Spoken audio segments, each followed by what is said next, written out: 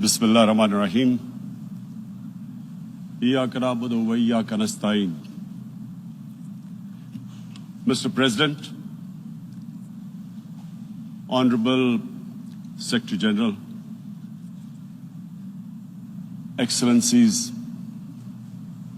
ladies and gentlemen, I feel honored today to represent my country at this forum of world leaders, where we have a chance to discuss problems that the world is facing. I want to talk about a lot of problems, but just 4 today. And I especially came to this forum despite a difficult time in my country, facing challenges. I would not have come, but because I feel that there are some very urgent problems which the world must address. So first of all, I start with climate change. So many leaders have talked about climate change. But Mr. President, I feel that there is a lack of seriousness. Perhaps world leaders some of the leaders who can do a lot, do not realize the urgency of the situation. We have a lot of ideas, but as someone said, ideas without funding is mere hallucination. Pakistan, I'll give you start with my own country. Our country is amongst the top 10 nations in the world which are most affected by climate change. We depend upon our rivers.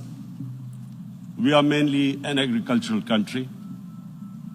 And 80% of the water in our rivers comes from our glaciers. The glaciers not just on the Pakistani side, even India. The river, the 80% of the water in Ganges and the Indian rivers also comes from the glaciers, from the Himalayan glaciers, Karakoram, Hindu Kush. And these glaciers are melting at quite a rapid pace. We detected already 5,000 glacial lakes in our mountains. And if this keeps going, if nothing is done, we are scared that humans are facing a huge catastrophe. In my country, when my party came to power in the province of KP, we planted 1 billion trees in 5 years. Now we've set ourselves a target of 10 billion trees in Pakistan. Idea being to counter the effects of global warming. But one country cannot do anything. This has to be a combined effort of the world. My optimism comes from the fact that humans, the Almighty has endowed humans with great powers. We can do anything, provided our survival instinct is stirred up. And this is really what I hope that the United Nations will take a lead in this. There must be more emphasis.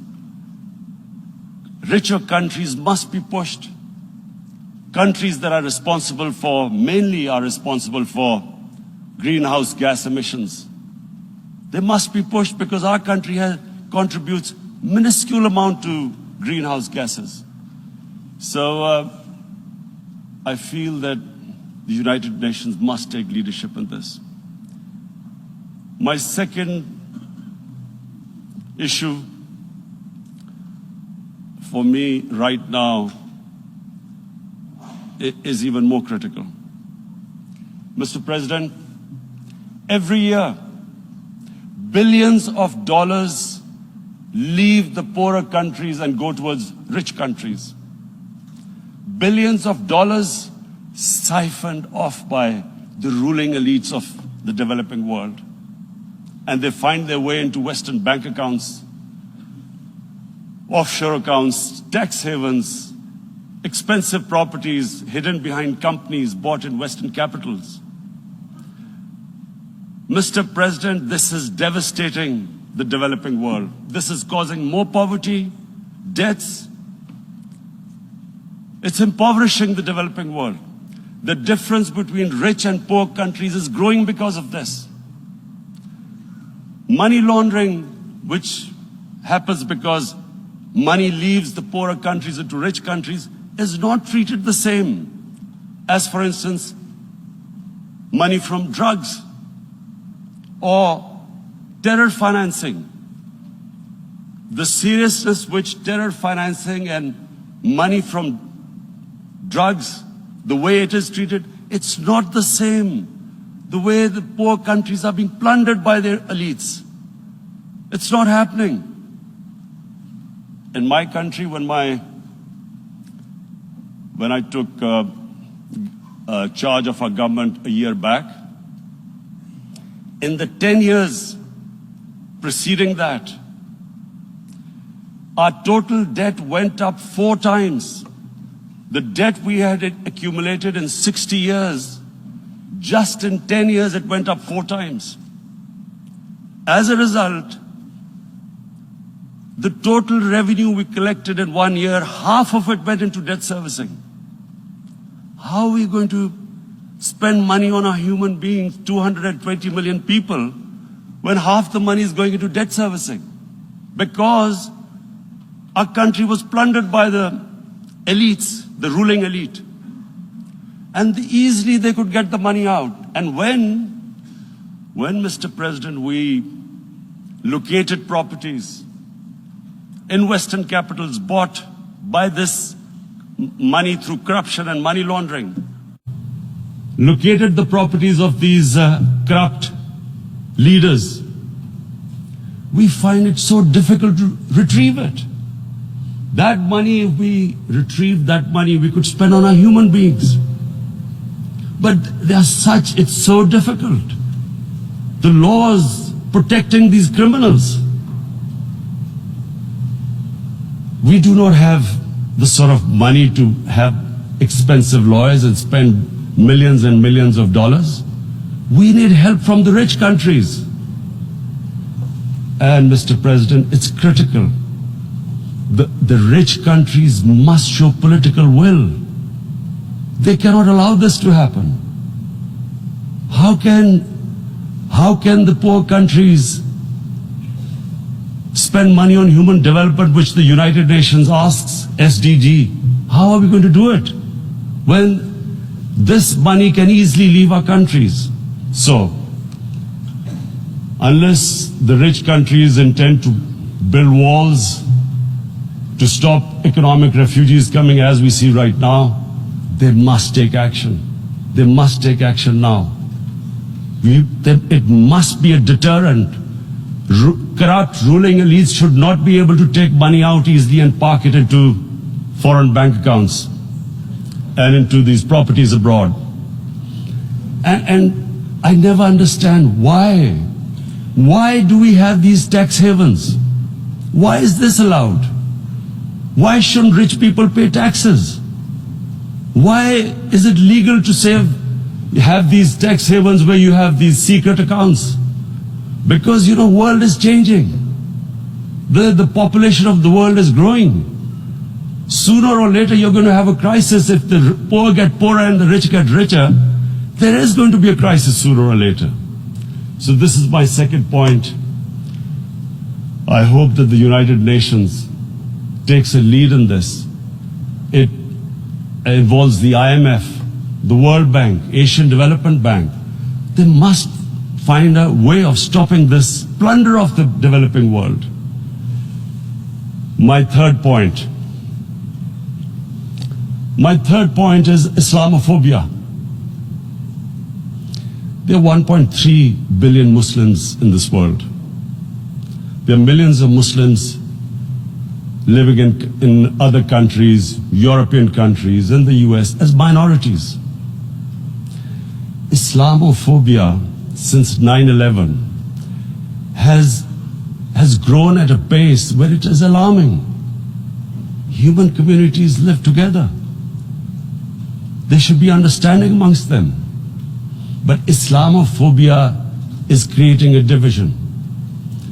Muslim women wearing hijab, it's become an issue. It's become an issue in some countries. Hijab is some sort of a weapon. A woman can take off her clothes in countries, but she can't put on more clothes. How is this happening? Because of Islamophobia. And how did this Islamophobia start? After 9/11. And why did it start? Because certain Western leaders equated terrorism with Islam. Islamic terrorism. Radical Islam. What is radical Islam? There is only one Islam, and that is the Islam we follow of Prophet Muhammad sallallahu alaihi wasallam. There is no other Islam. Radical Islam, Islamic terrorism, what message did they send to people in the West, and why is there Islamophobia? How is a person in New York, in the Midwest, in the US, in European capital, how is he going to distinguish between who is a moderate Muslim and who is a radical Muslim? Because terrorism has nothing to do with any religion. This Islamic terrorism, Islamic radicalism, and sadly used by leaders, this has been the main reason for this Islamophobia. And it has caused pain amongst Muslims. We in Muslim countries watch this Islamophobia traveling abroad, and it's getting worse. And may I just say, Mr. President, that in European countries, it is marginalizing Muslim communities. And we all know that marginalization leads to radicalization. Some of the people who ended up as militants in Syria and other places were from marginalized Muslim communities. And my point here is that we must address this issue. I'm sad to say that we Muslim leaders have not addressed this issue either. After 9/11, when this thing came about war against radical Islam, rather than Muslim leaders trying to explain to the West that there is no such thing as radical Islam, in all human communities, they are radicals. They're liberals and rest are moderate. All human communities, Christians, Jews, everyone has it. But Islam is not radical, neither Judaism, neither Christianity, neither Hinduism. No religion preaches radicalism. The basis of all religion is compassion and justice, which differentiates us from the animal kingdom. But unfortunately, the Muslim leadership was so scared of being called radical Islam that all of them became moderates. In Pakistan, we were in the eye of the storm, and our government coined a phrase called enlightened moderation. No one knows what it meant, but everyone started putting on Western suits that they were moderates, started speaking. Even those who didn't know English would speak English because they were moderates. No one had a clue what it was, because we in the Muslim world did not explain to the West that there is no such thing as radical Islam. One of the reasons why after 9/11 Islam was supposed to be equated with terrorism was suicide attacks. Because the 9/11 bombers did a suicide attack, all sorts of theories came up that the Muslims are involved in suicide attacks because they will get virgin in heavens. Some came up with, what about women? Suicide attackers. So this bizarre thing happened. No one explained. Suicide attacks and Islam were equated. No one did research that before 9/11, the majority of suicide attacks in the world were by Tamil tigers, who were Hindus. No one blamed Hinduism, and quite rightly. What has Hinduism got to do with what desperate people were doing in Sri Lanka? We all know about, we've seen films about Japanese kamikaze pilots at the end of the Second World War doing suicide attacks. No one blamed the religion. But here we were trying to prove we were moderates and not explaining to the West.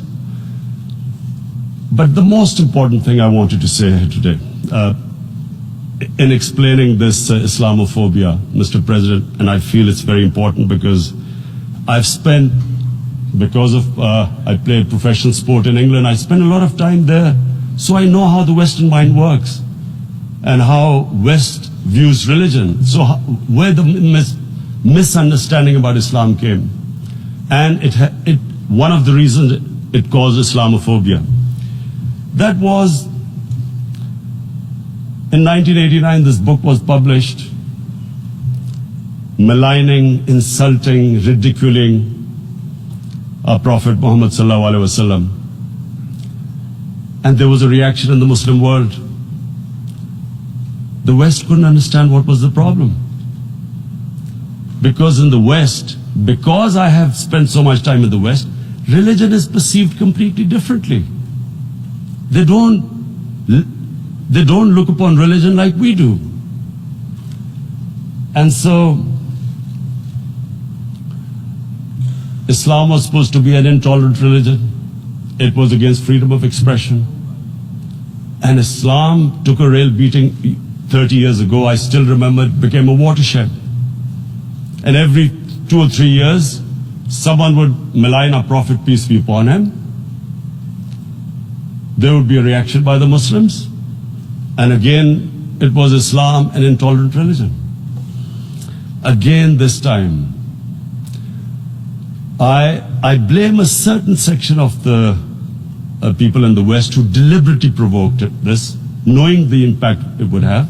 But the majority of the people in the West didn't understand. This is where, again, Muslim leadership let the Muslims down. We should have explained to them what our Prophet, peace be upon him, means to us. So in 1 minute, I'll try and explain what he means to us. Our Prophet was the witness to the divine book, the Holy Quran. The Holy Quran is the book of guidance for Muslims, and the Prophet's life was living the Quran. He was an example of what the Quran guided us to be. So he is the ideal we all try to get to. The Prophet created the state of Medina, the first state in Islam. That state was the basis of a Muslim civilization which became the predominant civilization for the next 700 years. And what was that state? I hear such strange things about Islam, that it is against women, it's against minorities. The first state of Islam in Medina, it was the first time a welfare state was set up. The state took responsibility of the weak, widows, orphans, poor people, handicapped. It taxed the rich, spent the money on the poor. The state announced that all human beings are children of Adam, hence equal, whatever the color of their skin. The state announced, the Prophet announced that, and slavery, the whole system depended on slavery as it did for many years in the Western societies. The Prophet said that one of the greatest deeds is to free a slave. But because the society depended on slavery, he said, but if you have to treat them as an equal member of the family. And as a result, something happened in a Muslim world which hasn't happened in any other civilization. Slave dynasties appeared, slaves became kings. The Mamluks, slaves who ruled Egypt. In India, there were slave dynasties. And then, with minorities, again, you hear that Islam is supposed to be against minorities. Let me just make this clear. In Islam, the Prophet announced that everyone was free to practice his religion. It was a sacred duty to protect the places of worship of all religions. He announced that every person is equal in front of law, whatever his religion or his color. And this incredible case, and I always quote this, that the fourth Khalifa, the head of state of Medina, he lost a case, a court case against a Jewish citizen. So, number one, it showed there was a rule of law, no one was above law. And number two, that a Jewish citizen was an equal citizen. So, Mr. President, when a Muslim society is unjust to its minorities, it is going against the religion of Islam and our Prophet, peace be upon him. So, it is important to understand this. The Prophet lives in our hearts. When he's ridiculed, when he's insulted, it hurts. As we human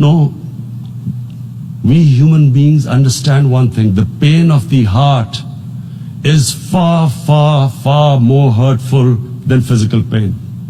And that's why the Muslims react. And I always thought that if I ever had this stage, I would try and explain this to the world community, especially to the Western community, because having lived in the Western community, people didn't understand this. When I first went as a teenager to England, there was a comedy film on Jesus Christ. It's unthinkable in Muslim societies. So we need to explain that, look, in a human community, we must be sensitive to what causes pain to other human beings. We have, in the Western society, and quite rightly, the Holocaust is treated with sensitivity because it gives the Jewish community pain. That's all we ask.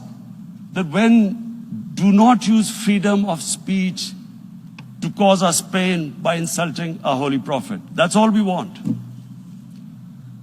And now, the number fourth point, Mr. President, and this is the most critical point, is the reason why I especially came here.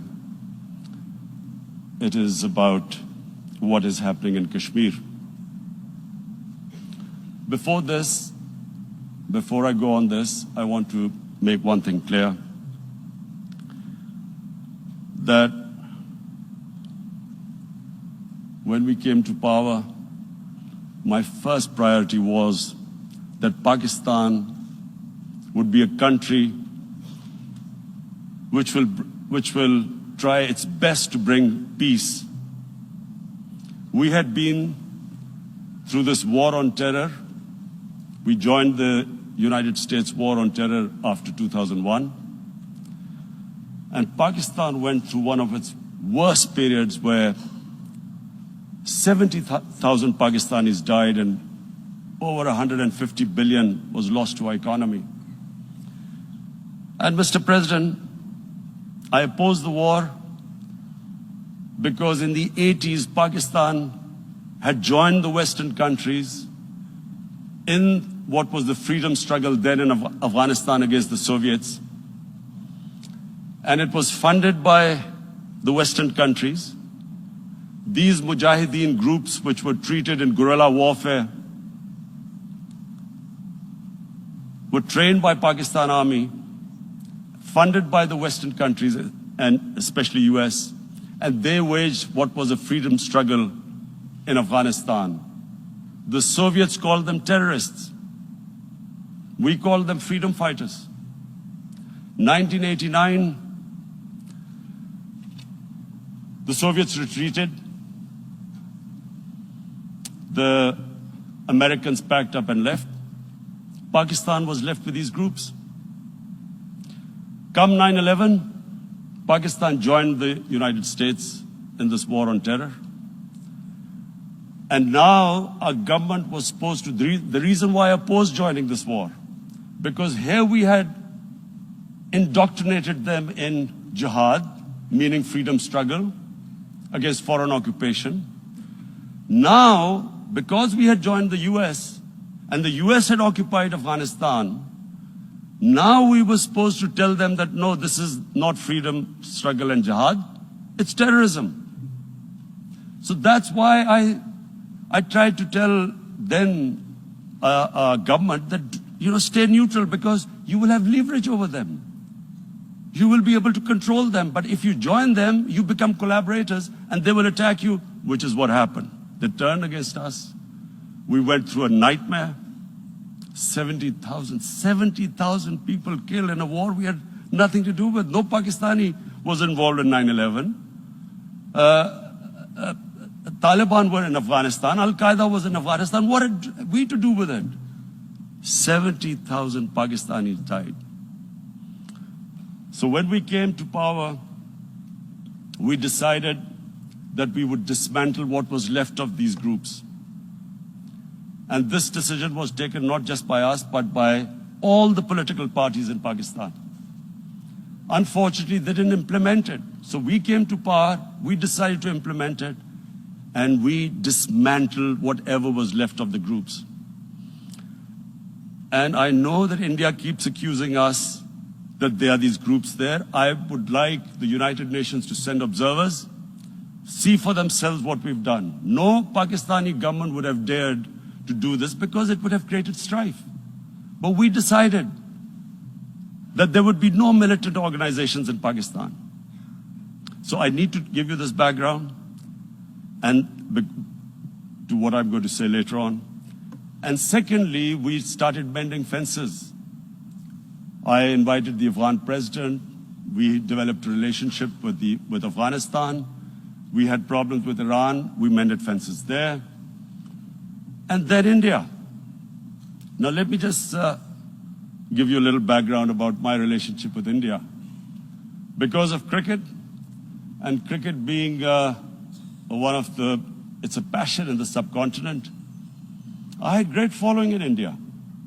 I have friends in India, and I loved going to India. So immediately, when my party came to power, the first thing we did was to immediately reach out to India.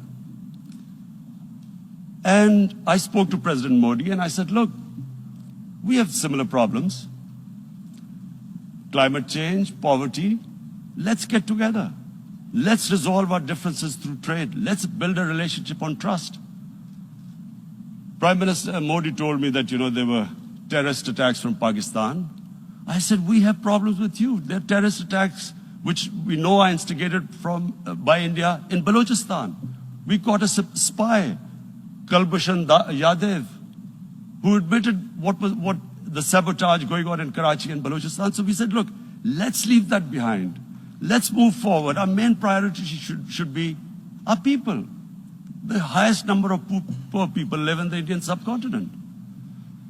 Unfortunately, didn't make any headways. Our foreign ministers were supposed to meet on this in the UNGA last year.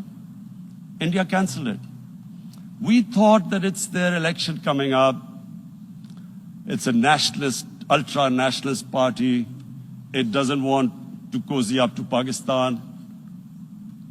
So we thought, okay, we'll wait till the elections. Meanwhile, a 20-year-old Kashmiri boy, whose father said was radicalized by the security forces in Kashmir, blew himself up on an Indian convoy. Immediately, India blamed us.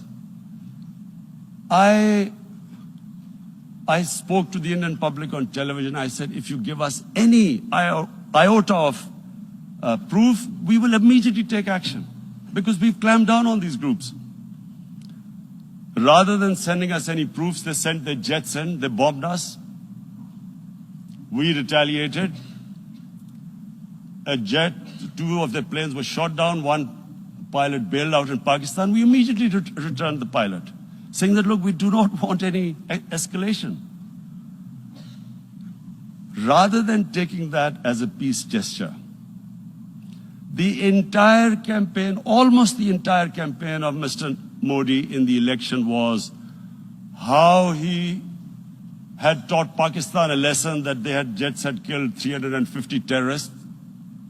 Complete lie. They had just killed about 10 trees of ours, which was quite painful given that, we are growing all these trees. He then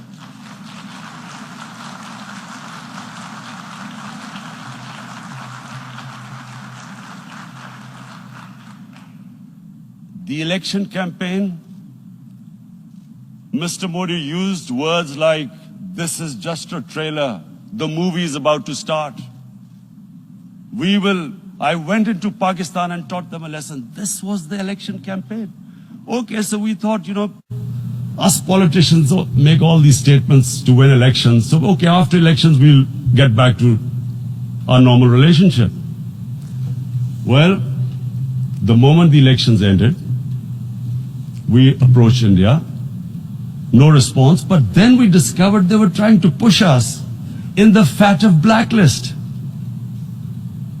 to bankrupt us. That's when we realized there was an agenda. And that agenda became obvious on the 5th August when India went against 11 United Nations Security Council resolutions which say that Kashmir is a disputed territory and the people of Kashmir have the right of self-determination. They went against that. They went against Simla Accord, which is about bilateral, sorting out our differences through bilateral means, went against that. They actually went against the Indian Constitution. Illegally, they revoked Article 370, which gave Kashmir the special status. They got an extra 180,000 troops there. Total number of security forces in Kashmir now are 900,000. And they put 8 million people of Kashmir under curfew.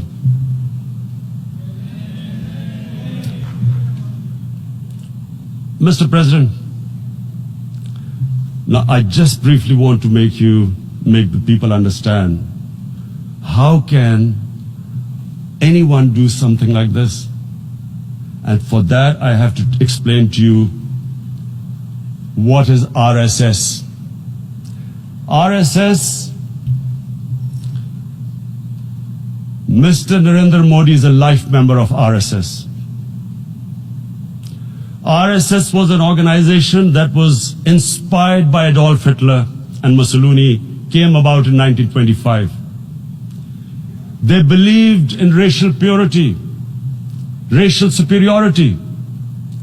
They also believed they were an Aryan race like the Nazi believed they were an Aryan race. All that I'm saying can be verified. This is the time of information revolution. You can Google all this, what I'm saying. But it is very important for me to explain this to you so you know what is happening in India. This RSS believed in the ethnic cleansing of Muslims from India. At one point there was racial superiority of the Hindu race.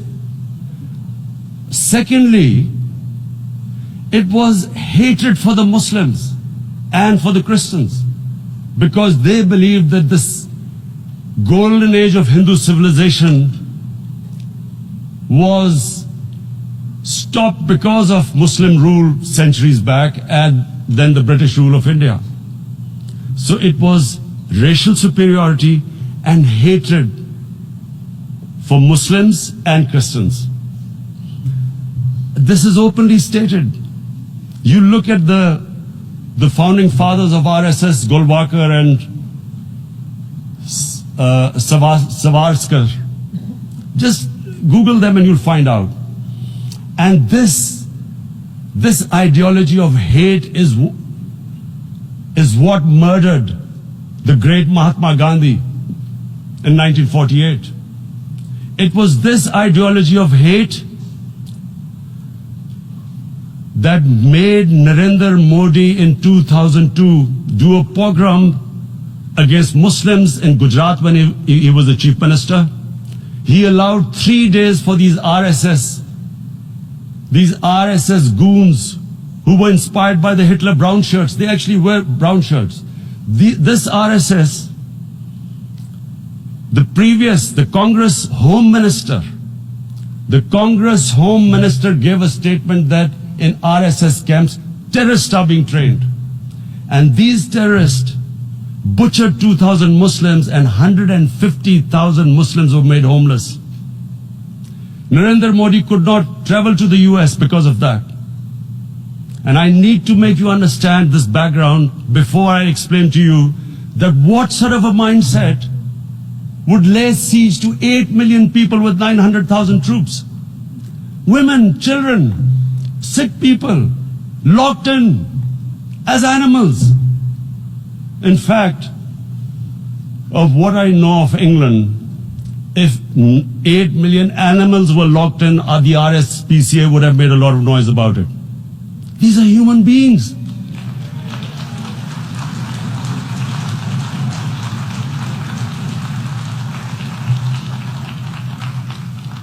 And Mr. President, what comes with racial superiority, these illusions of Aryan superior race, is arrogance.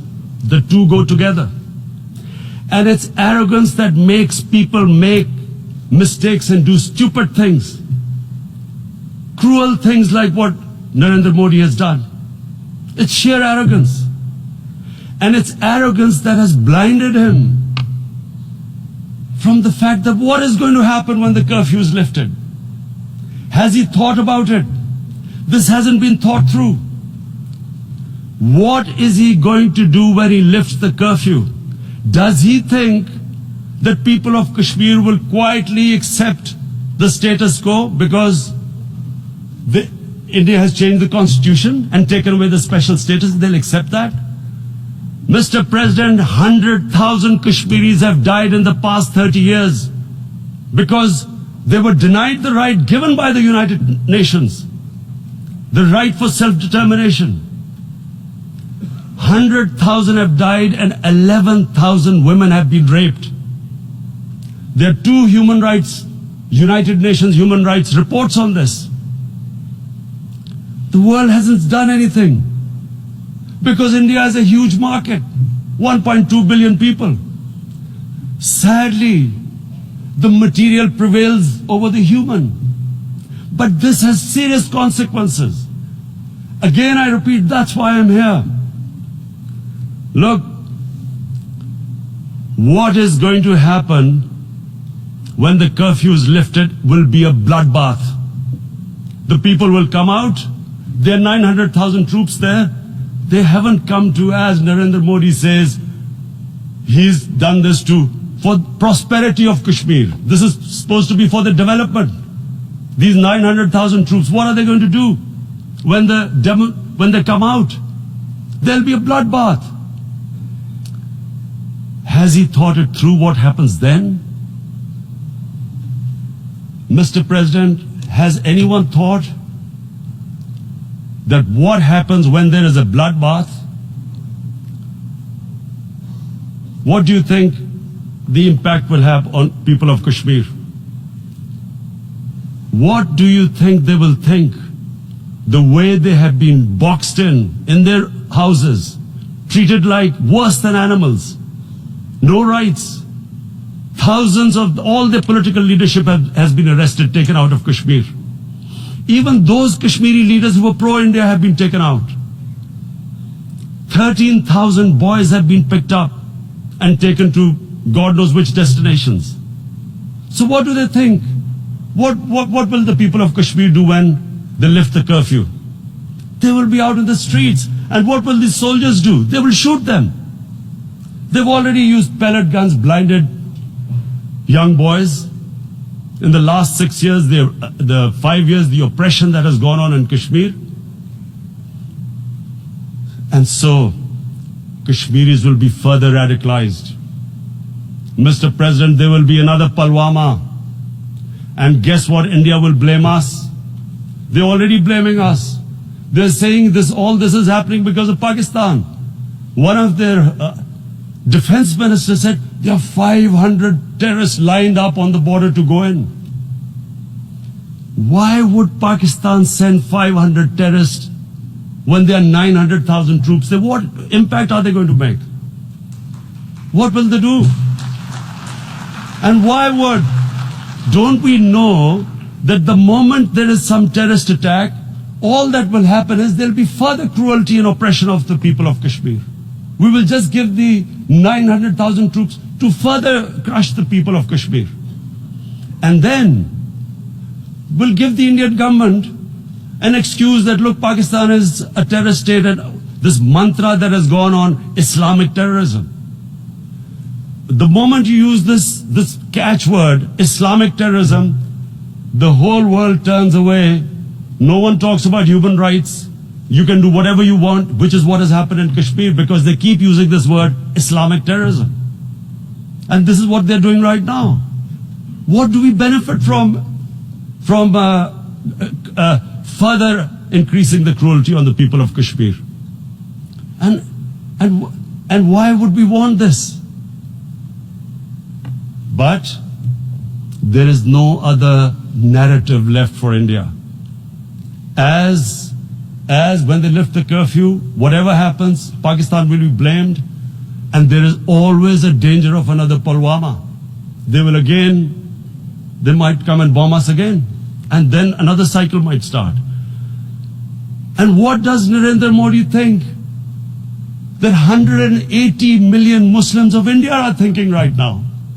Aren't they watching these Kashmiris stuck inside for 55 days they've been stuck in? Aren't they watching? What do you think? Don't you think that the Muslims will be radicalized in India? And I'm talking about 180 million people. And when they get radicalized, there will be some incident in India somewhere down the line. Again, we will be blamed. And I'm warning you right now, again we will be blamed. And Mr. President, what about 1.3 billion Muslims who are watching this? And they know that it is only happening in Kashmir because they're Kashmiri Muslims. This is not happening to Kashmiri Hindus. They know that this is happening because of their religion. So what do you think they will be thinking? What do you think the Jewish community would think if they were, forget 8,000 Jews stuck like this? What do you think Europeans would think? What do we think? I mean, any human community, if their members are stuck like that, what do you think they will think? Are we a children of a lesser God? Is it not going to cause us pain? And then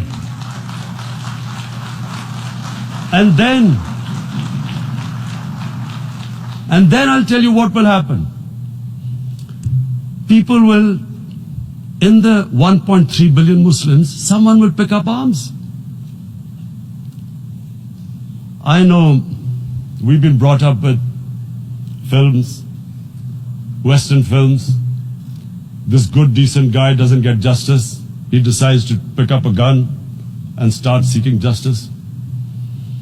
There was a film made in New York, famous film called Death Wish.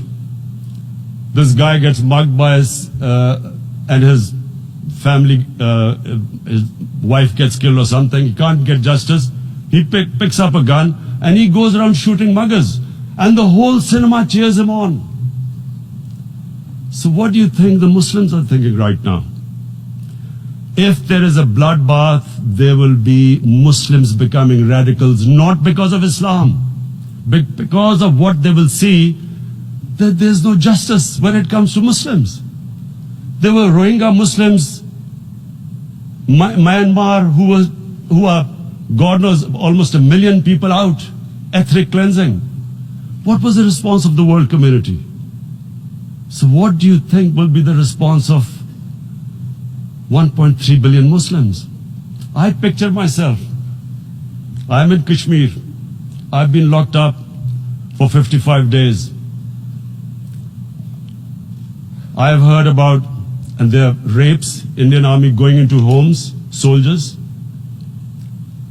Would I want to live this humiliation?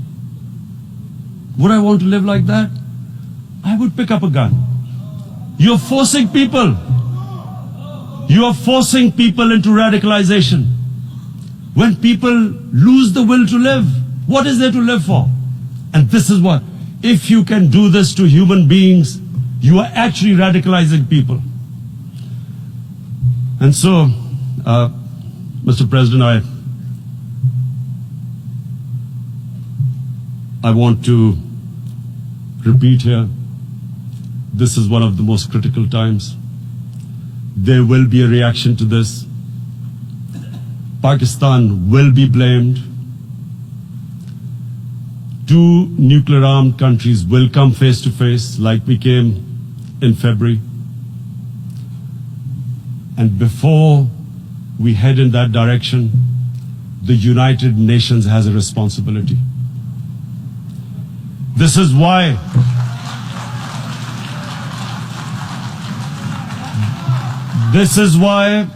the United Nations came into being in 1945. You were supposed to stop this happening. I feel we are back to 1939, Munich. Czechoslovakia has been taken, annexed. What is the world community going to do? Is it going to appease a market of 1.2 billion, or is it going to stand up for justice and humanity?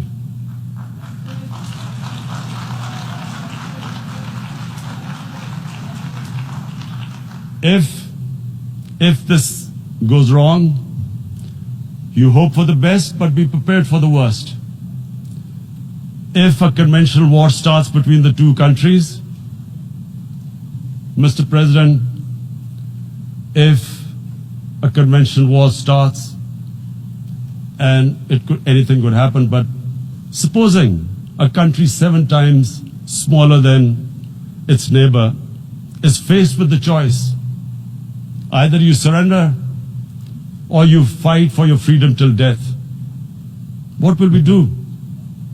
I ask myself this question. And my belief is, La ilaha illallah, there is no God but one. And we will fight. And when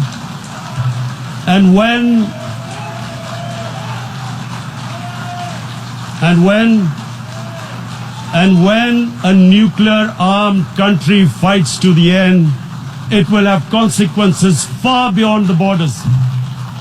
It will have consequences for the world, which is why I repeat I'm here. Because I'm warning you, it's not a threat. It's a fair worry that where are we headed? And I've come here to tell the UN, you've got to, this is a test for the United Nations. You are the one who guaranteed the people of Kashmir the right of self-determination. They are suffering because of that. And this is the time. This is the time not to appease like in 1939 appeasement took place. This is the time to take action. And number 1 action must be that India must lift this inhuman curfew, which has lasted for 55 days. It must free all political prisoners, and especially those 13,000 boys that have been picked up. Parents don't know where they've disappeared. And then